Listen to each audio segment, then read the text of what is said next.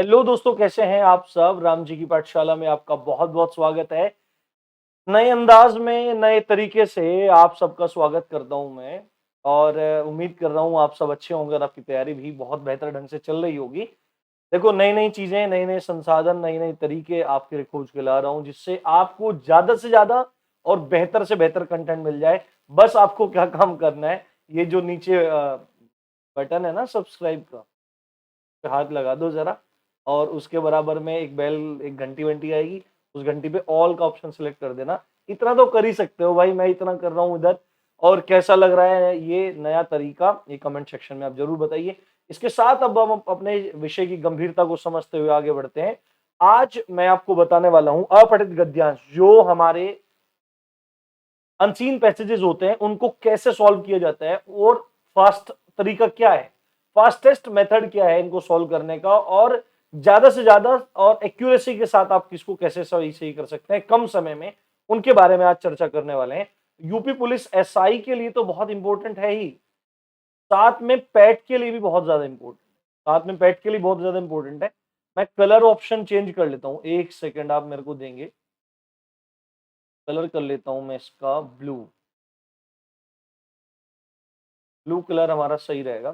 तो अपठित गद्यांश को सॉल्व करते हुए आपको दो तीन चीजें याद रखना जरूरी है। सबसे पहली जो चीज है जो आपको याद रखनी चाहिए, वो आपको क्या करना है, सीधे आप प्रश्नों को पढ़ें। सबसे पहले क्या करें, सीधे प्रश्नों पर जाएं, सीधे आप प्रश्नों पे जाएं। राइटिंग थोड़ी इस पे ऐसी आ रही है, थोड़ा आप एडजस्ट कर ले। सबसे पहले सीधे प्रश्नों पे जाएं। दूसरा तरीका है, जब अब आपने प्रश्न पढ़ लिए हैं, अपने दिमाग में उन प्रश्नों को रखिए। प्रश्नों को रखने के बाद जब आप पैसेज को पढ़ेंगे, गद्यांश को पढ़ेंगे, तो आपके प्रश्नों से संबंधित जो भी बात कहां पे आए, आपके पैसेज में आए, गद्यांश में आए, वहां पर उसको आपको अंडरलाइन कर लेना है या आपको उसे गोला कर लेना है।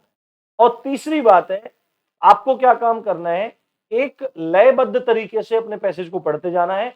ना तो बहुत तेजी से इसको पढ़ना है और ना ही बहुत डाउनफॉल के साथ इसको पढ़ना है। हमको इस तरह से पढ़ना है कि एक बार में हम पढ़ें और हमारे जो प्रश्न थे उनसे संबंधित शब्दों को हम अंडरलाइन कर लें। ज्यादातर अगर इस तरीके से करेंगे तो आपकी एक्यूरेसी 95% तक होगी और आपके क्वेश्चन गलत नहीं होंगे और आप ज्यादा से ज्यादा क्वेश्चन सॉल्व कर पाएंगे।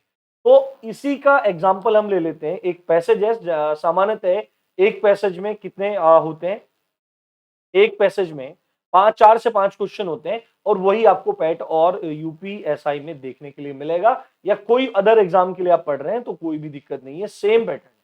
तो ये आप देख लीजिए, आपको कोई दिक्कत नहीं होगी। मैं पैसेज पे चलता हूं। पैसेज में 1971 की एक घटना के बारे में जिक्र किया गया है और उसके संबंध में नौसेना के बातें रखी गई है। अब सबसे पहले मैंने आपको क्या बताया, सबसे पहले अपने को क्या करना है, क्वेश्चंस को पढ़ लेना है। तो हमारा क्वेश्चन क्या है, हमारा क्वेश्चन है यहाँ पे, समावेश शब्द में कौन सी संधि है।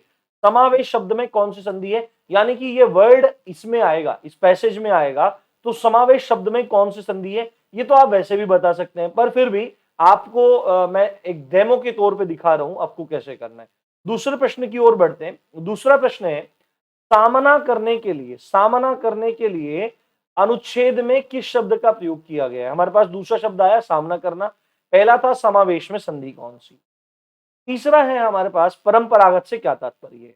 ये शब्द हमको पैसेज में देखने को मिल भी सकता है और नहीं भी मिल सकता है, ये चीजें मैं आपको बताऊंगा। कुछ शब्द ऐसे होते हैं जो एग्जामिनर अलग से रख देते हैं आपकी बौद्धिक स्तर को जानने के लिए, तो उसमें घबराने की जरूरत नहीं है। चौथा ऑप्शन है, चौथा क्वेश्चन है, यह जानकर बहुत आनंद प्राप्त होता है कि हमारी नौसेना, यानी कि इसके बाद हमें कंटिन्यू करना है। ये चार ऑप्शन है, विशाल समुद्री सीमा की चौकसी कर रहा है, विशाल युद्धों में भाग लेती है, जनता की नजरों दूर रहकर काम करती है, और विशाल हिंद महासागर में स्थित है। तो जो भी हमको पैसेज में इससे संबंधित बात मिलेगी उसको हम देखेंगे। और पांचवा और अंतिम प्रश्न है हमारे पास, अहम भूमिका से क्या तात्पर्य। ठीक है, अब हम क्या काम करते हैं, सबसे पहली वाली स्लाइड पे चलते हैं और पढ़ना शुरू करते हैं। जहां भी हमारे काम से, देखो समावेश हमको माइंड में रखना है, समावेश संबंधी बात हुई है, और दूसरी बात हुई है हमसे रिलेटेड सामना करना, तीसरी बात हुई है परंपरागत, चौथी बात हुई है यह जानकर बहुत आनंद प्राप्त होता है कि हमारी नौसेना, और पांचवी बात हुई है अहम भूमिका। जैसे ही ये चीजें हमारे पास आएंगी हम तुरंत से सॉल्व कर लेंगे। अब देखो मैं इसको पढ़ना शुरू करता हूं और जिस तरीके से मैं पढ़ रहा हूं, देखो मेरे को पढ़ने में समय लग सकता है, पर आप जब इसको मन ही मन पढ़ेंगे तो आपकी गति दोगुनी या तिगुनी हो सकती है। ठीक है, ज्यादा समय नहीं लगेगा, अभी समझाने में समय लग सकता है। तो पैराग्राफ है 1971 के भारत पाक युद्ध में समुद्र में जीत हासिल करने में भारतीय नौसेना द्वारा निभाई गई निर्णायक भूमिका की याद में प्रतिवर्ष 4 दिसंबर को नौसेना दिवस मनाया जाता है। यानी कि आपको एक चीज पता लग गई यहां पे कि नौसेना दिवस 4 दिसंबर को मनाया जाता है। ये एक जीके का पॉइंट है, बट मैं एक चीज आपको बता देता हूं, अगर यहां पे लिखा होता ना कि 8 दिसंबर को नौसेना दिवस मनाया जाता है और इसी से रिगार्डिंग क्वेश्चन पूछ लिया जाता कि नौसेना दिवस कब मनाया जाता है, तो अब वो आपको क्या करता, वो आपको 4 दिसंबर भी देता और यहां पे 8 भी रहता है। मैं बताऊं यहां पे वो आपका 8 दिसंबर भी रखता।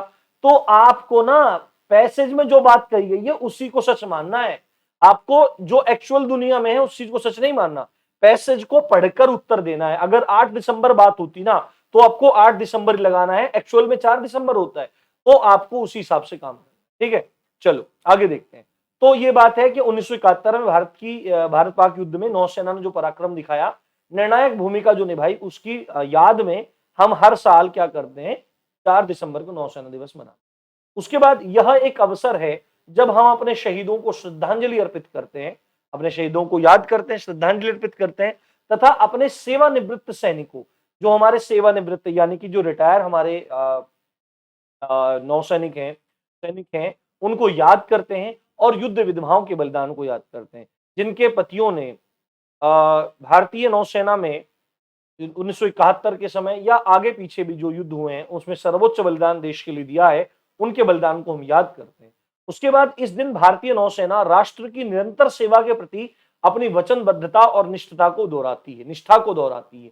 जो 4 दिसंबर का दिन है, इस दिन भारतीय नौसेना क्या काम करती है, अपनी वचनबद्धता, निरंतर सेवा के प्रति जो अपनी वचनबद्धता है, जो उन्होंने शपथ ली थी, जो उन्होंने पासिंग आउट परेड के दौरान उन्होंने ओथ ली थी, शपथ ली थी, उसको दोहराती है और निष्ठा को दोहराती है। ठीक है, अभी तक हमारे काम का इसमें नहीं आया है कुछ भी। ठीक है, अभी आप देख रहे हैं भारत की समुद्री सीमा, समुद्र शक्ति के प्रमुख उपादान और अभिव्यक्ति के रूप में समुद्री अधिकार क्षेत्र में राष्ट्रीय सुरक्षा की निगरानी और उसमें बढ़ोतरी के लिए भारतीय नौसेना एक अहम भूमिका निर्वाह करती है। हमारे पास शब्द क्या आ गया, हमारे पास शब्द आ गया अहम भूमिका। सबसे आखिरी क्वेश्चन है हमारा अहम भूमिका, इसलिए हमको याद रहेगा। ठीक है, अब देखो जैसे भी आए आप वहां पे गोला कर दो। ठीक है, अहम भूमिका, उससे आपको पता लग जाएगा कि जो शब्द प्रयुक्त हो रहा है वो किस सेंस में प्रयुक्त हो रहा है। ठीक है, पहला हमारे पास यहां से क्वेश्चन, अधिकांशतः जनता की नजरों से दूर खामोशी के साथ काम करने वाली इस सेना के आकार और क्षमता में स्वतंत्रता प्राप्ति के बाद वृद्धि हुई है। यानी कि जनता की नजरों से दूर रहती है सेना, बिल्कुल सही बात है, नौसेना दूर ही रहती है और आर्मी तो बिल्कुल क्लियर दिखाई देती है, एयरफोर्स भी कभी कभी दिखाई देती है, पर नौसेना बहुत मुश्किल से दिखाई देती है, खासकर कोस्टल एरियाज में ही रहती है। जैसे ये हमारा इंडिया है, इंडिया में ये पूरा मैप मैंने इस तरह से बना दिया, तो ये जो कोस्टल एरिया है ज्यादातर इधर ही इनके कमांड सेंटर हैं। कौन कौन से कमांड सेंटर हैं आप मेरे को कमेंट में नीचे बताइए, देखिए आपको कितना पता है।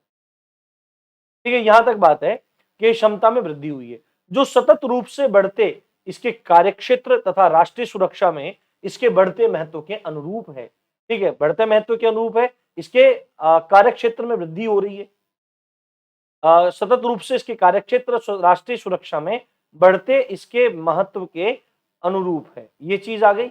अब आगे बढ़ते हैं, नौसेना की सक्रियात्मक गतिविधियों में तदनुसार संगत विस्तार हुआ है। ठीक है, अब देखो जैसे जैसे मतलब क्षमता बढ़ी है और आकार बढ़ा है, कार्यक्षेत्र भी बढ़ रहा है, राष्ट्रीय सुरक्षा का दायित्व भी बढ़ रहा है, तो उसी हिसाब से नौसेना की जो गतिविधियां हैं उसमें भी विस्तार हुआ है तथा इसमें हिंद महासागरीय क्षेत्र और उसके परे के क्षेत्रों का भी समावेश हुआ है। पहला क्वेश्चन हमारे पास है, जो समावेश शब्द है ये आ गया हमारे। ठीक है, क्लियर, हमने पहले क्वेश्चन देख लिए, फिर ये देख लिया। यह जानकर सुखद अनुभूति होती है कि हमारी नौसेना, देखो यह जानकर सुखद अनुभूति होती है कि हमारी नौसेना, अब मैं स्लाइड पे चलता हूं, वहां पे यह जानकर बहुत आनंद प्राप्त होता है। देखो यहां पे लिखा हुआ है यह जानकर हमें आनंद प्राप्त होता है कि हमारी नौसेना, और यहाँ पे देखो ये लिखा हुआ है, यह जानकर सुखद अनुभूति होती है। यहाँ पे ये देखो, यह जानकर सुखद अनुभूति होती है कि हमारी नौसेना हमारी विस्तृत समुद्री सीमाओं की निरंतर चौकसी कर रही है।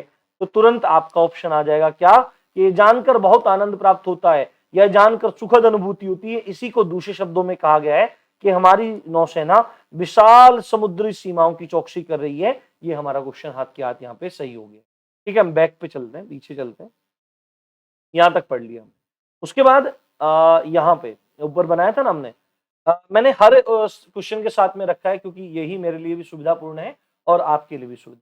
उसके बाद और चौकसी कर रही है और उनमें पेश आने वाले खतरों और चुनौतियों का हमेशा तेजी से और पूरी दक्षता के साथ में मुकाबला कर रही है। मुकाबला कर रही है, देखो ये है ना, मुकाबला कर रही है, ये शब्द हमारे पास आया है, मुकाबला कर रही है, इसको ध्यान रखेंगे। समुद्री डकैती की रोकथाम, प्राकृतिक आपदाओं और मानवीय त्रासदी के दौरान तत्काल सहायता उपलब्ध कराने में भारतीय नौसेना की अनवरत प्रतिबद्धता वास्तव में सराहनीय है। मुझे पूरा विश्वास है कि हमारे समर्पित और निष्ठावान नौसेना कार्मिक राष्ट्र द्वारा उन्हें सौंपे गए दायित्वों को पूरा करने के लिए सतत प्रयास करते रहे। तो पूरा पैसेज पढ़ लिया, अब सीधे क्वेश्चन की तरफ चलते हैं। पहला शब्द है समावेश। तो समावेश किस किस चीज का हो रहा है, कि जो कार्य क्षेत्र है उसमें हिंद महासागर क्षेत्र और उसके परे के क्षेत्रों का समावेश, यानी कि जुड़ जाना। समावेश का मतलब है जुड़ जाना। तो समावेश को अगर आप देखेंगे, लिखेंगे, तो देखो क्या वर्ड आएगा, सम जमा आवेश। क्या वर्ड आएगा, सम जमा आवेश। तो म में क्या आया, आ आया, और इधर क्या आया, आ गया। और जब दीर्घ और लघु मिलते हैं तो क्या बन जाता है, दीर्घ बन जाता है। मैं थोड़ा मिटाता हूं उसको, ठीक है, फिर आपको अच्छे से क्लियर समझ। तो क्या हो जाएगा, दीर्घ हो जाएगा। तो यहाँ पे शब्द आ जाएगा समावेश। तो कौन सी संधि हो जाएगी, आपको बताना पड़ेगा, सर दीर्घ संधि, चौथा ऑप्शन हो जाएगा। ठीक है, उसके बाद आगे बढ़ते हैं। अगला है सामना करना। सामना करना, सामना करना किस चीज के लिए था, मुकाबला करना। पीछे हम निशान लगा के आए थे ना। आपके पास ऑफलाइन होगा तो एकदम क्लियरली समझ में आ जाएगा, ऑनलाइन होगा तो भी आपको क्लियरली समझ में आ जाएगा। मुकाबला करना, सामना करना, मुकाबला करना, इसके लिए राइट ऑप्शन हो। तीसरा क्वेश्चन है परंपरागत। ये वर्ड हमारे पूरे उसमें नहीं आया है। तो परंपरागत एक सामान्य अर्थ भी आप इसका दे सकते हैं। परंपरागत से क्या तात्पर्य है, तो परंपरा से गए हुए, बिल्कुल नहीं। परंपरा से मिले जुले, हाँ हो सकता है। परंपरा से आए हुए, हाँ हो सकता है। और पराय वश में पड़े हुए, बिल्कुल नहीं होगा। तो दो ऑप्शन है हमारे पास, दोनों ऑप्शन में से जो ज्यादा सुटेबल होगा उसको हमको देखकर करना होगा, उसको हमको देखकर करना होगा। तो परंपरा से मिले जुले, ये आपका ज्यादा यहाँ पे सही हो। थोड़ा टेबल खिसक गई थी और ये थोड़ा सेटिंग करने में थोड़ा टाइम लगता है, इसलिए आप इसको अनदेखा करें। उसके बाद चौथा क्वेश्चन, यह जानकर बहुत आनंद प्राप्त हो रहा है। देखो ये जानकर सुखद अनुभूति होती है, मैंने अंडरलाइन किया हुआ है यहाँ पे, ये वाला, ये जो मैं अभी यहाँ पे पेन चला रहा हूँ, ये आप देखो, ये वाला जो सुखद अनुभूति होती है कि हमारी नौसेना क्या कर रही है, हम विशाल समुद्री सीमा की चौकसी कर रही है। और आखिरी प्रश्न है, अहम भूमिका निभा रही है। और अहम भूमिका सबसे पहले कहाँ आया था, ये आया था यहाँ पे, अहम भूमिका, ये दिख रहा है। अहम भूमिका का मतलब क्या होता है, महत्वपूर्ण भूमिका। आप इसी तरह से सारे प्रश्नों को कर सकते हैं और किसी भी पैसेज को आसानी सॉल्व कर सकते हैं। सबसे पहले क्वेश्चंस को देखो, उसके बाद पैसेज पढ़ो, अंडरलाइन कर लो और उसके बाद सीधे क्वेश्चन पे आ जाओ। तो आपका बहुत कम टाइम में, यहाँ तो बहुत टाइम लग गया क्योंकि समझाना पड़ा। और एक बात है, जो पैसेज में बात कही गई है वही आपको माननी है, जाननी है, सुननी है, समझनी है, उसी को सच मानना है। चाहे उसने लिख दिया हो कि शेर का बाप गधा होता है, तो आपको वो चीज करनी पड़ेगी। उम्मीद करता हूं आपको ये ट्यूटोरियल, लेसन और जो भी सहायता राम जी की पाठशाला की तरफ से कह सकता हूं वो बहुत पसंद आई होगी। वीडियो को लाइक, शेयर, सब्सक्राइब करना मत भूलिए। इसी अच्छी बात के साथ आप देख रहे थे राम जी की पाठशाला। मैं हूं राम भारद्वाज। जय हिंद, जय भारत।